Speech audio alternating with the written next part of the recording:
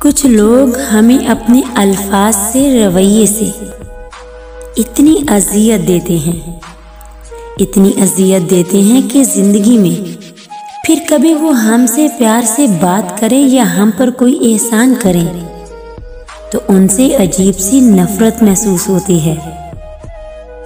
आया खाली रहा खाली गया खाली, आया खाली रहा खाली गया खाली, हाय रे इंसान तेरी खस्ता हाली।